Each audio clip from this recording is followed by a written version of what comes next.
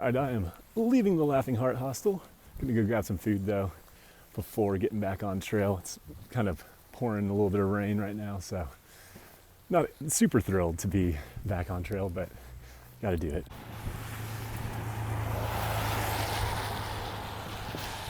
All right, well, I ended up doing 2 zeros while I was in Hot Springs and was only planning to do 1. They ended up having some storms with a tornado watch, thunderstorms, and so a lot of us just sat there and said, you know, it'd probably worth it to just spend an extra day in town. So I think it was worth it. I was able to rest my legs a little bit more, but now I've got to head out, got to get back on trail.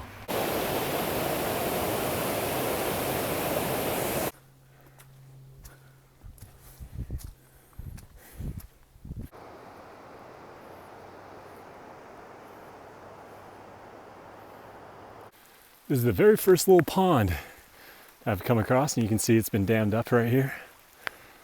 But this is the first really like sitting water or body of water other than the little lake at Fontana that we've really come across. I believe, from what I understand, there'll be a lot more up north, but in the south it's not so popular, I guess.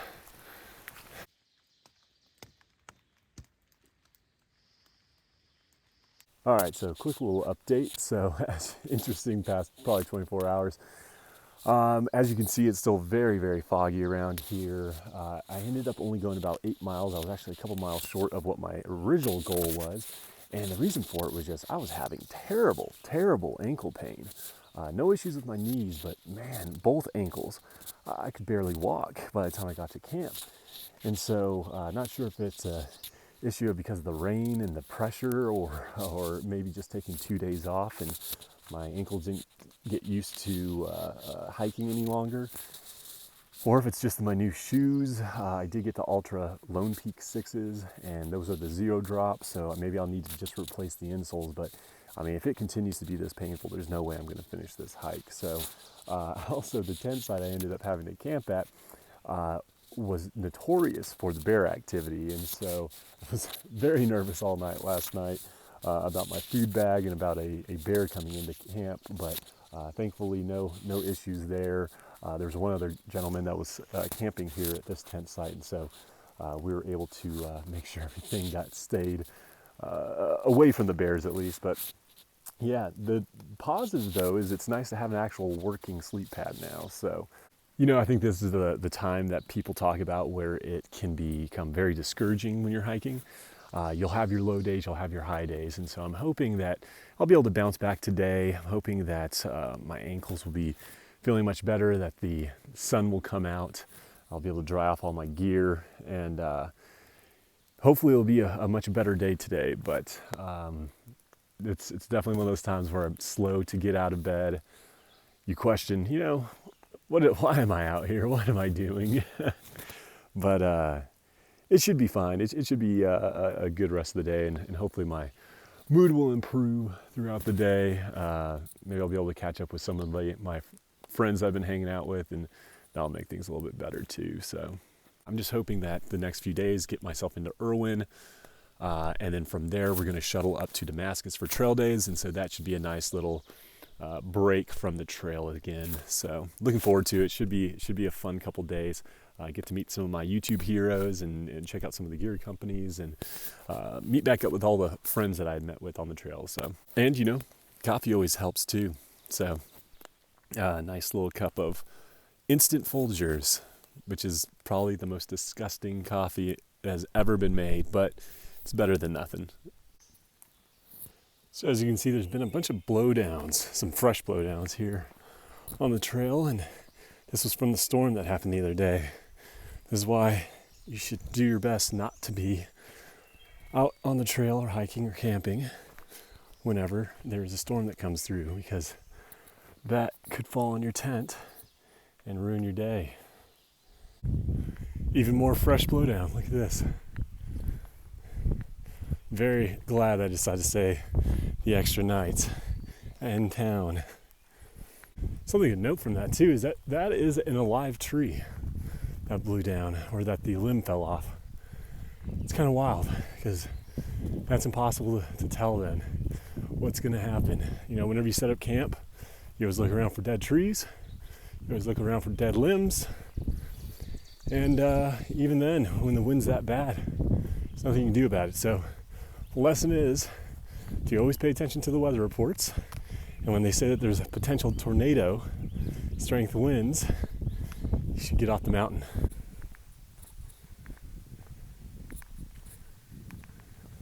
I'm about 2.5 miles in and my ankles are feeling pretty good. Obviously, I got a handful more miles before the aches and pains start coming in, but I think what I'm gonna do is just make sure to take lots of breaks. I think what's happening is there's some swelling. I could use some compression socks. I think that would help. And obviously just taking some time off throughout the day. So half a mile, I'm gonna come up to a shelter. I'm gonna sit there, I'm gonna have a little snack, and relax my feet a bit. That is wings. You like set it up and it's like fucking tree. I mean, check this out. It's just blowdown after blowdown. This tree's halfway broken, but you can tell it's actually still a decently alive tree. It's got leaves on it. It's moist still inside. It's wild. More blowdowns. This is all just from 2 days ago.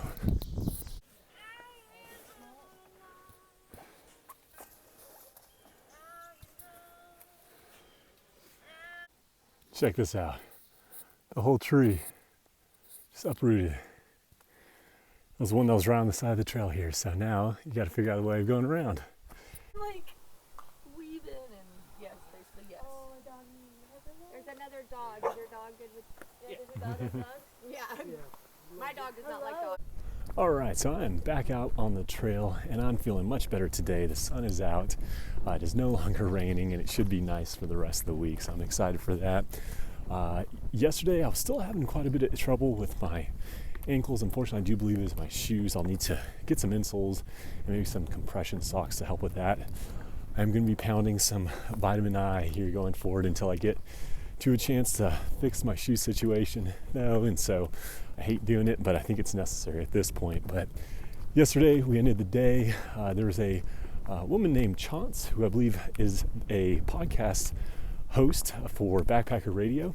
She had come by and stopped at the Gap and gave us some barbecue. So that was very awesome of her. Thank you very much for that. And it was wonderful getting to chat with everyone and get to know everyone and hearing her story of hiking the AT in 2019. So spirits are much higher today. I'm supposed to be doing 14 miles. I don't know if I'll be able to do all of that. Right now I've been struggling with getting up to 10, but we'll see. Hopefully the ibuprofen will help quite a bit today. So here we go. Got ourselves a little bit of a rock scramble coming up here. For the most part today, it's been nice and flat, very easy. Apparently we're going to be hitting some nice views though, so I don't mind this little bit of rock.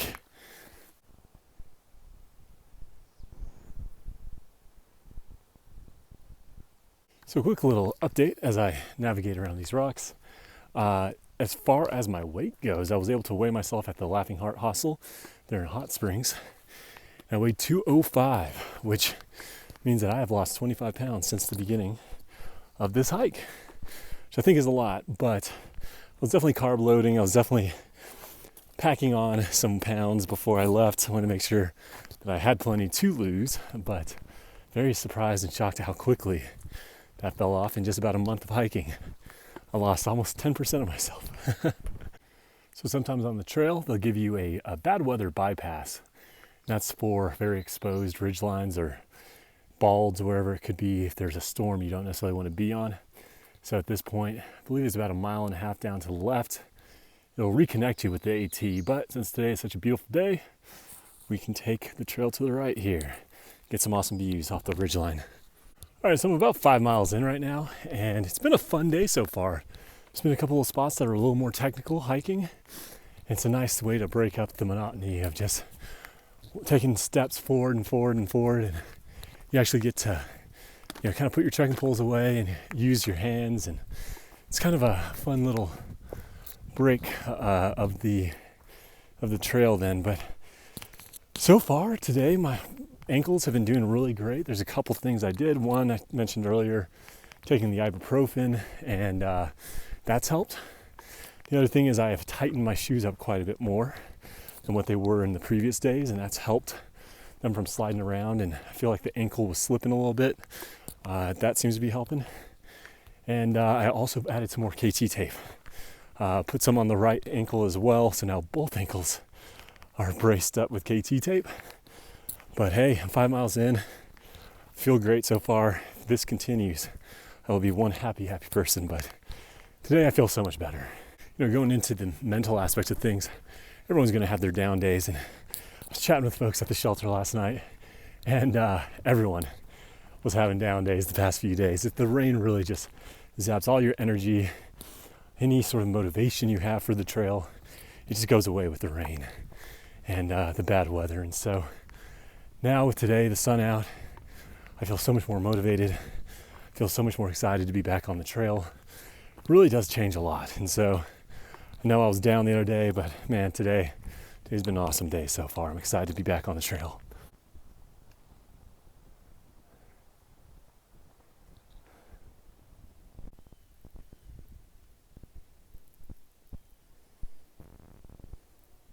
All right, well, finally done with that little technical section. That was definitely the most technical hiking that we've done so far northbound on the AT. Gorgeous views, and it was very fun, I will say. A couple spots got a little hairy, but I mean, nothing that was really going to put you in any sort of danger, but definitely difficult. I would say if you are a little bit older, maybe not as comfortable on your feet, doing technical scrambles, or if it's any bad weather at all, I would say to use that bad weather bypass. I mean, even just a little bit of rain would have made that way more difficult. This is why I wish the entire AT was like just nice, flat, soft trail. This has been a dream today. This is the Big Butt Bypass. It's the gap that we're coming up into. Its name is Big Butt. All right, so I've got just about maybe a quarter of a mile left until I get to the shelter. It's been a really good day. Some awesome views. I got to spend lunch at a shelter with some folks I've been hiking with, and have been able to enjoy some social aspect and some social company. The knees are feeling okay. The ankle's feeling okay. I could actually do more mileage if I needed to. I've already done about 14, 15 miles. It's right on pace with what I wanted. And I'm hoping that tomorrow is another good solid day. We got to push about 15 miles the next 2 days. And then I believe one last 10-mile push to get into Irwin so we can catch a shuttle to trail days. So I'm excited for that.